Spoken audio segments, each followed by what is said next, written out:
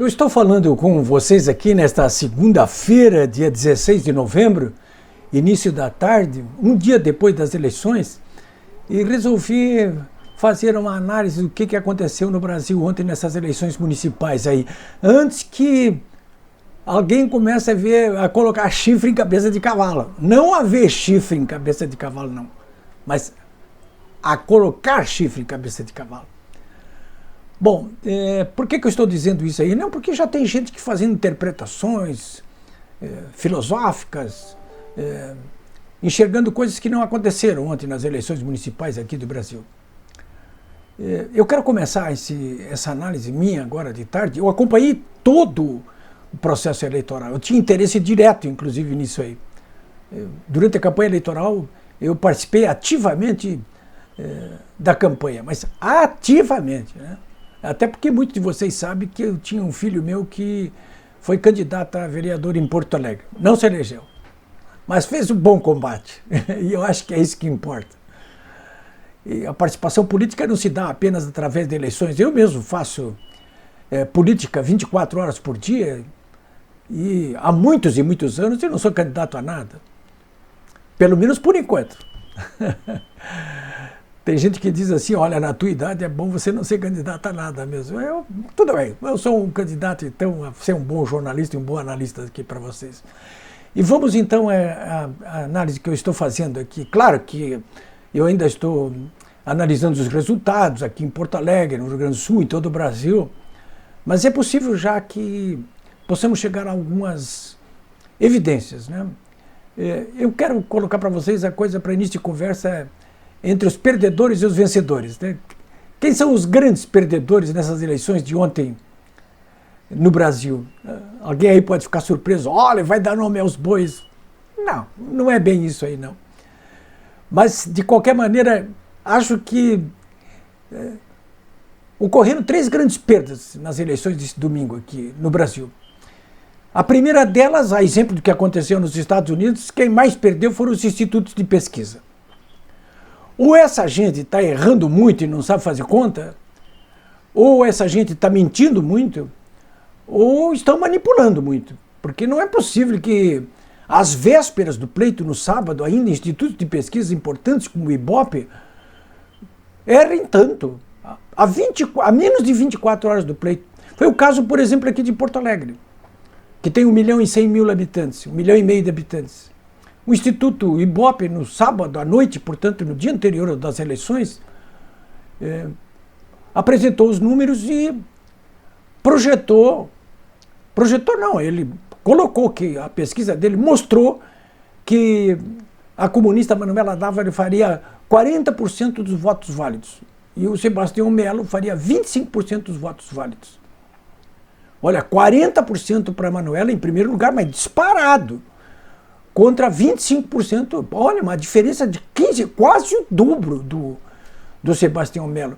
E esse não foi o único erro do IBOPE e dos demais institutos de pesquisa que existem no Brasil operando com essas dimensões, como é o caso da Datafolha e o Real Time Big Data do Grupo Record. Todos, mais ou menos, erraram muito, mas essa aí é demais. No dia anterior das eleições, dá 40% para a comunista Manuela Dávila e 25% para o Sebastião Melo, do MDB, depois de passarem durante toda a campanha eleitoral apresentando grande vantagem da comunista, e no dia seguinte das eleições, o que se viu? Não fizeram nem boca de urna em Porto Alegre, que foi uma das únicas grandes capitais do Brasil onde não foi feito boca de urna. Mas os resultados eleitorais não mentem, né?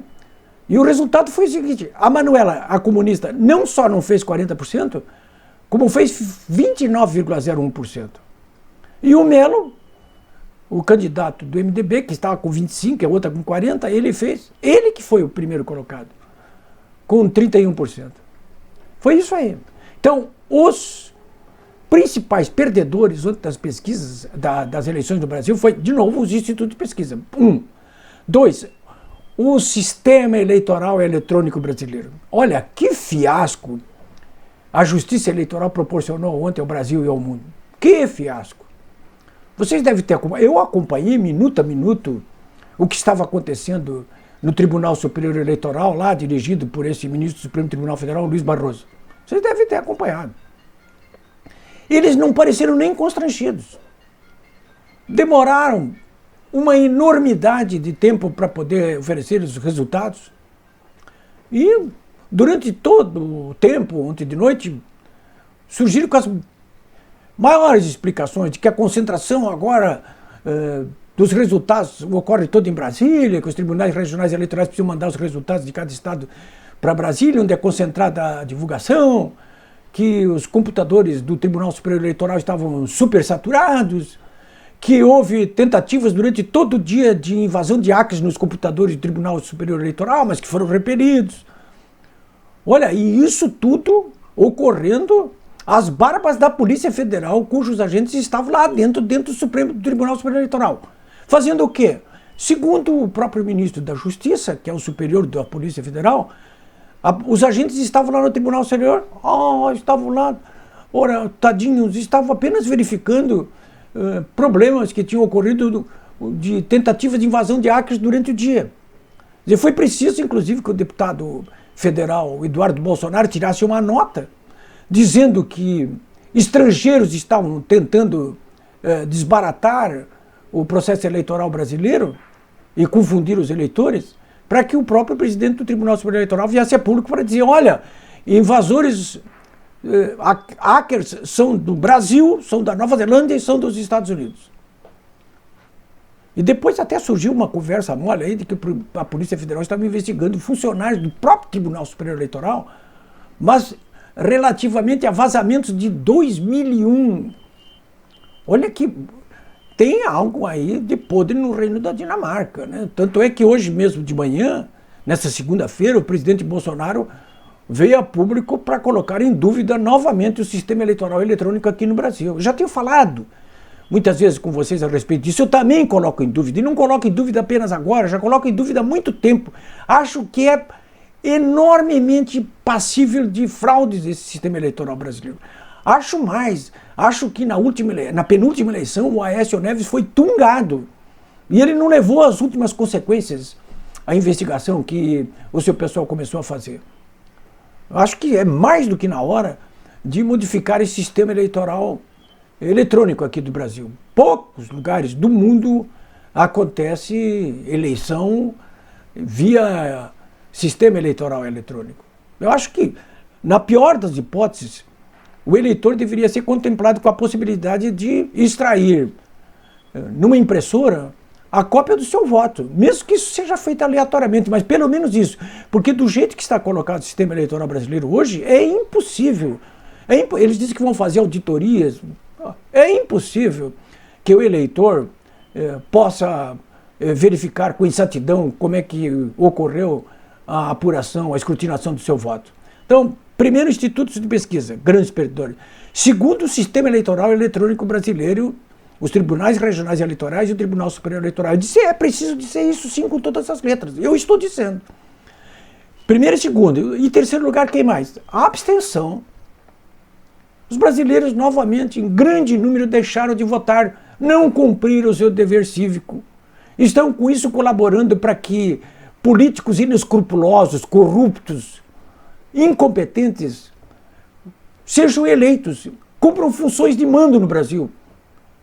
E acabam interferindo, inclusive, diretamente sobre esses eleitores maus eleitores, maus brasileiros, que não foram às urnas votar.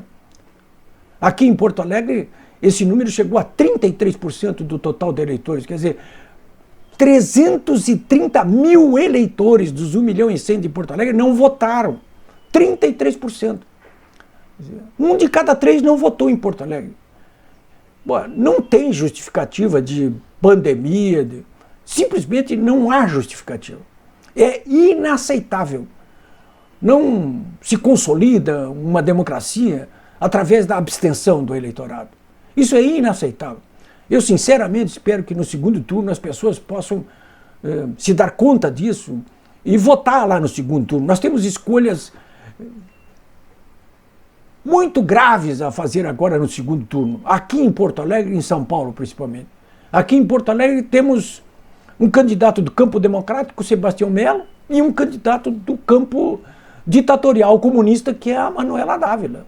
Em São Paulo é a mesma coisa. Há um candidato do campo democrático, Bruno Covas, e é um candidato do campo ditatorial comunista, estilo Venezuela, do Guilherme Boulos. Ou vocês acham que não é assim? Pergunte para a comunista Manuela aqui em Porto Alegre o que ela acha do governo da Coreia do Norte, do Vietnã, da China, da ditadura de Cuba, da Venezuela, ou para o Boulos. Pergunte para eles. Vocês sabem a resposta. Mas é isso que nós queremos aqui para nossas cidades brasileiras aqui. Alguém pode dizer assim, ah, mas é uma cidade. Não, não é só uma cidade. São cidades emblemáticas, São Paulo e Porto Alegre. Então, grandes perdedores, onde? Olha, institutos de pesquisa, o sistema eleitoral é eletrônico e o grande número de abstenções.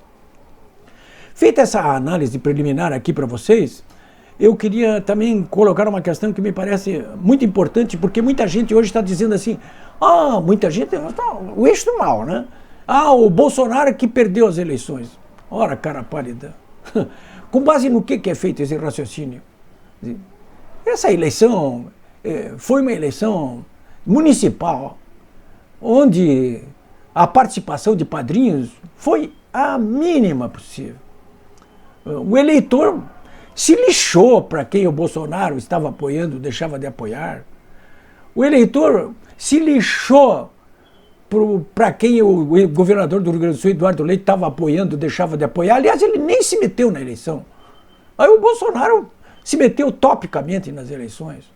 A pessoa está se... Olha, não está se lixando se o João Dória apoiou o Bruno Covas ou deixou de apoiar o Bruno Covas. Não importa. Em lugar nenhum.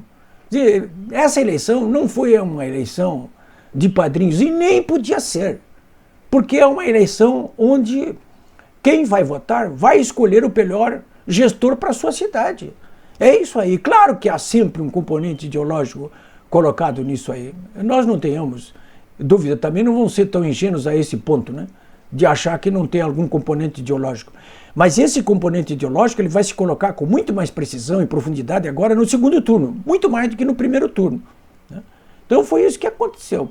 Agora, no frigir dos ovos, o que me parece é que, pelo que eu vi aí nas capitais, principalmente aí pelas eleições dos prefeitos em primeiro turno e das disputas que vão ocorrer no segundo turno, pelo que eu estou vendo aí, houve sim uma grande convergência dos eleitores brasileiros em relação ao centro da atividade política.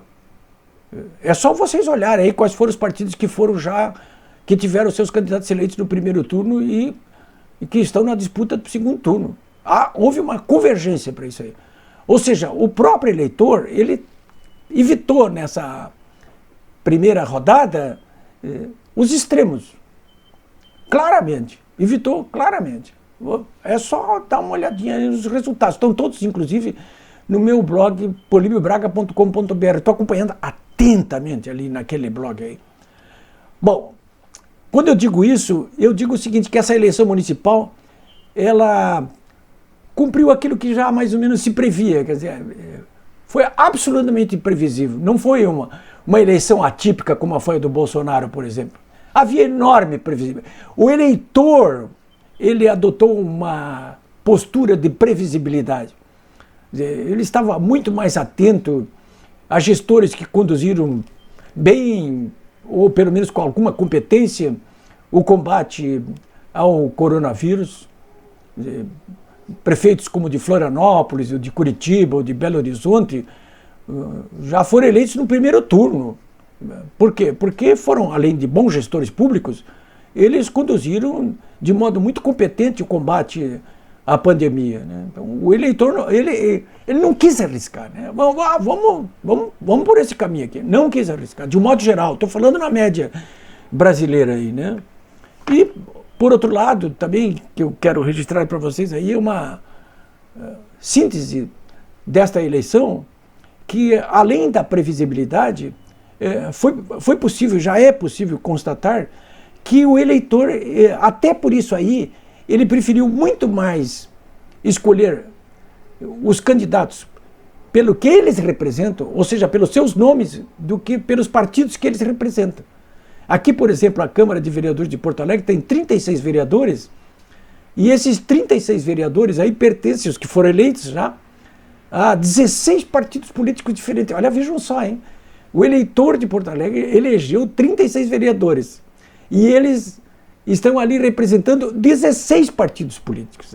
Houve uma pulverização, portanto, muito grande em relação ao número de partidos representados na Câmara de Porto Alegre, que nessas eleições mostram um perfil muito centrista, muito parecido, inclusive, com o tipo de perfil que ocorre até este momento aí. Muita gente saudou aí, não, o PSOL fez 4 vereadores, o PSDB também fez 4. O PSDB tinha 1, fez 4. Quer dizer, junto com o PSOL e com o PT, são as maiores bancadas, mas de 4 de 36. Né? Então esses eram os registros que eu queria fazer para vocês aqui, nessa tarde chuvosa e fria aqui de Porto Alegre. Pensem exatamente em tudo isso que eu acabei de falar, mas pensem principalmente aqueles que não votaram em votar no segundo turno. É muito importante que todos estejamos definidos pelo campo democrático na próxima eleição, na próxima rodada aqui do segundo turno. Né? É um dever, uma obrigação nossa como cidadãos brasileiros. É isso aí.